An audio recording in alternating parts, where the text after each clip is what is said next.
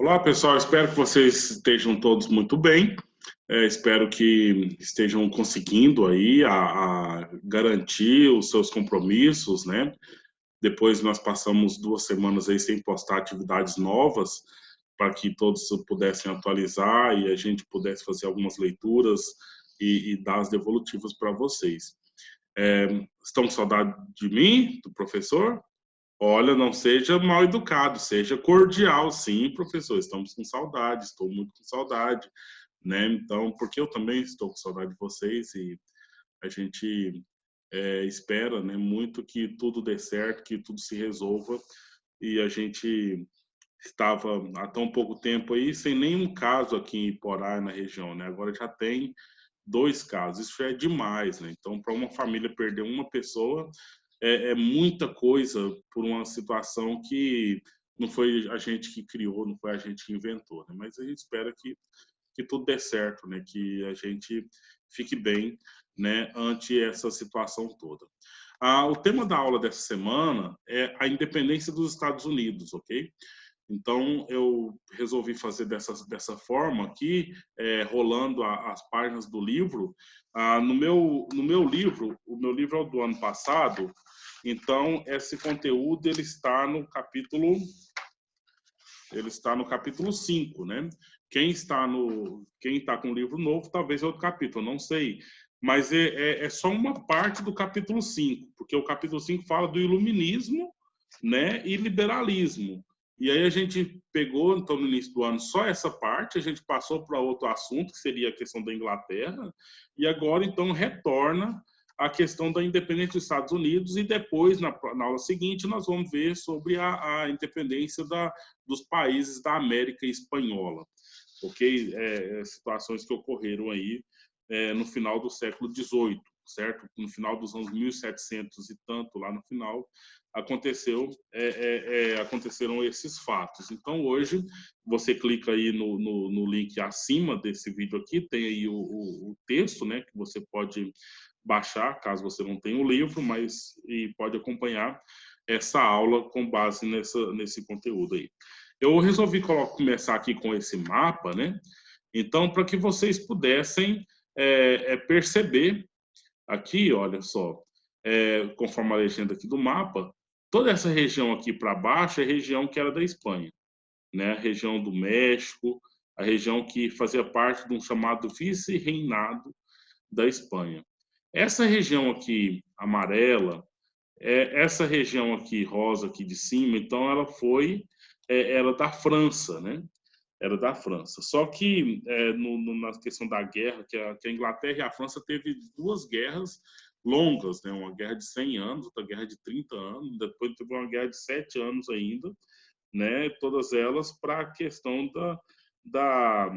dessa questão dessas terras que foram então dominadas pela Inglaterra desde o século XVI, desde por volta dos anos 1500 a Inglaterra tem aí esses domínios, mas a França também, mas a Inglaterra, mais a Espanha também, né?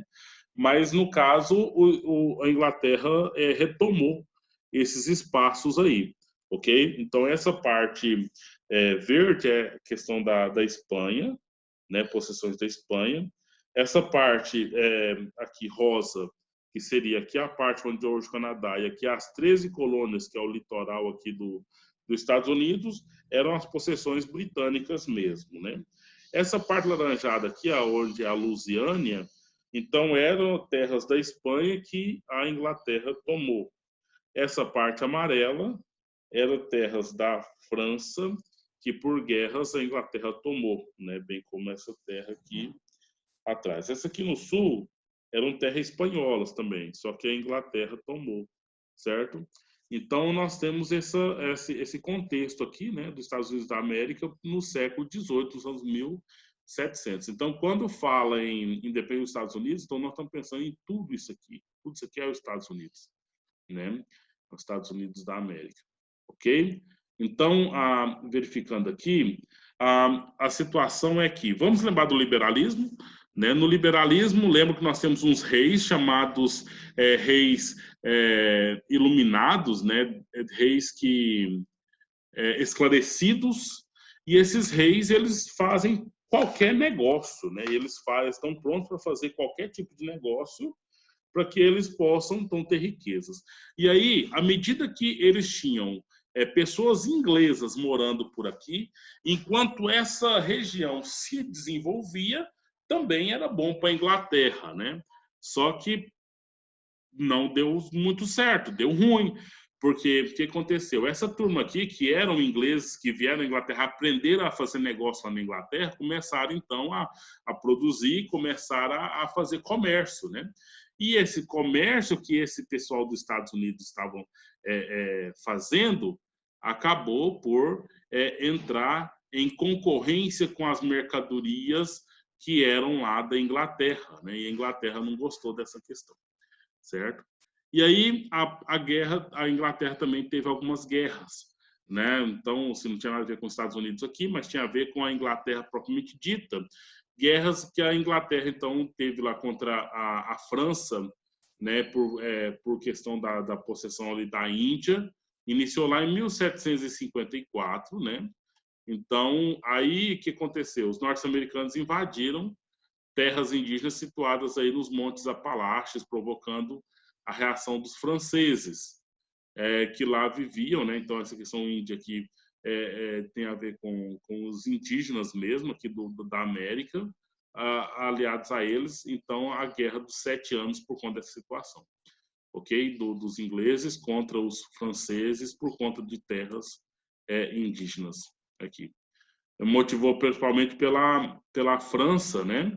A disputa entre a França e a Inglaterra e por essas terras que também foi recolonizadas, né, pela Inglaterra lá na África e também na Ásia e também na América do Norte. O que acontece? A Inglaterra venceu as duas guerras, né? Mas ficou financeiramente comprometida e abalada. Então foi uma vitória de um lado, mas teve outro problema. E o que então a Inglaterra fez? A Inglaterra aperta o laço. Então, a Inglaterra tem ali as colônias à sua disposição, sob o seu domínio, né? Teve a independência, como o Canadá é da Inglaterra até hoje, como eu acho que eu disse isso, né? Então, o que acontece? Vamos, então, aumentar, a Inglaterra disse, vamos aumentar os impostos do pessoal das 13 colônias. Então, eles pagando mais impostos, a gente, então, garante aí o nosso sustento, né? Pensando na Inglaterra. Entendeu, gente? Então, nesse processo de independência, nós vamos dividir essa aula em duas partes aqui, que é esse contexto da Inglaterra, que era liberal, então deixava o povo produzir sem problema, mas só que o que o povo estava produzindo estava, então, atrapalhando os negócios da Inglaterra. Então, a Inglaterra disse que tinha que, então, dar uma freada nesses negócios dos Estados Unidos para que, de fato, o lucro seja da Inglaterra, né? E aí, então, teve um processo que levou à independência, né? E essa independência foi de guerra, ok? Aqui no Brasil a gente teve uma independência, mas foi uma coisa simplesmente feita em um gabinete, assinar um papel e pronto, né? Teve lá toda aquela questão teatral lá da independência ou morte, aquela coisa, mas que lá não aconteceu, de fato. Né? Não houve nenhum confronto, não houve nenhuma uma rebelião ali organizada. É claro que aconteceu só naquela pintura mesmo que a gente conhece. Agora, nos Estados Unidos, não. Nos Estados Unidos aconteceu, de fato, uma revolta, uma guerra mesmo. Pessoas foram abatidas nesse empenho. Né? E por quê? Por conta de algumas leis, né, dentro daquele contexto, nós acabamos de mostrar aqui, o contexto em que a Inglaterra aperta o laço. Então, ela aperta ali por meio das leis, né, das leis que determinam o pagamento dos impostos. Né? Então, a primeira situação aqui, nós estamos nos anos 1750, né, no momento que a Inglaterra está em guerra, 1764, em guerra com a França. 1764, então, cria-se a lei do açúcar, que aumentava o imposto que os colonos deveriam pagar sobre o melaço, sobre o vinho, o café, a seda, o linho e nos seus porcos. Entendeu? Então, esse material aqui, muitos que vinham da Inglaterra, porque vinham lá da Índia, por exemplo, né? Então, os Estados Unidos teriam que pagar agora, aumentar o valor dos impostos, e são itens que qualquer um inglês teria, né? Utilizaria a seda, o café, o vinho, esses elementos todos aí. Então, é um ponto, né, que gerou conflito, gerou revolta das pessoas nos Estados Unidos para se rebelar contra a Inglaterra. E obrigava os colonos a comprar o melaço para fazer o rum, né, lá das Antilhas inglesas, né, dos outros negócios que a Inglaterra ainda tinha um domínio bem mais evidente, uma vez que está mais próximo aqui da América do Sul. Então, a América do Norte parece que ele estava um pouco mais blindado, né, dentro, ou talvez as pessoas foram para lá, pessoas mais importantes, né, então, aí aqui do Sul, eles podiam fazer o que bem entendesse com aquilo que estava à disposição deles lá, ok? Esse melaço era comprado bem mais barato antigamente. Agora obrigou, tem que comprar só aquele melaço que ele tem, que a Inglaterra tinha participação no lucro, ok? A outra lei foi a lei do selo, que foi então um ano depois da lei do açúcar, que foi em 1765 aqui, a lei do selo. Dizia que todos os contratos, né, jornais, cartazes, cartas, certidões que circulavam nas 13 colônias deveriam receber um selo, né? Então, qualquer coisa que você imprimia e queria que as pessoas, então, tivessem ali dentro da colônia, tinha que imprimir, tinha que comprar um selo, né, do governo inglês, né? Então, ou seja, toda comunicação, toda publicação ali, então a Inglaterra estava interferindo nesse processo para obter algum tipo de lucro, claro, ok? Então, eles reagiram, invadiu algumas agências de correios, né? Queimou maços de selo, iniciou em uma campanha com o lema, né? Sem representação não pode haver tributação, entendeu? Então, o que acontece? Nós estamos falando de pessoas inteligentes, né? Pessoas que são inglesas. E aí a Inglaterra está aqui no sentido de que só quer tomar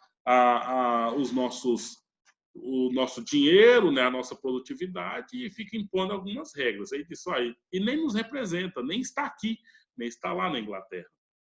Então, não tinha sentido aí, né, consultados, eles não tinham sido consultados aí e eles não podiam ser taxados, eles não participaram da produção da lei.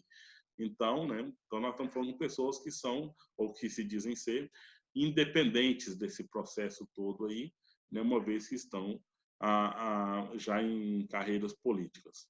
Outra lei foi a lei do chá, e um pouco depois, 8 anos depois da última e 9 depois da primeira, essa lei do chá, em 1763, a Inglaterra entregou à Companhia das Índias Orientais, né, que era sediada em Londres, ok?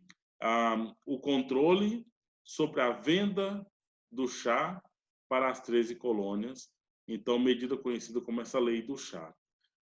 Que aconteceu, né?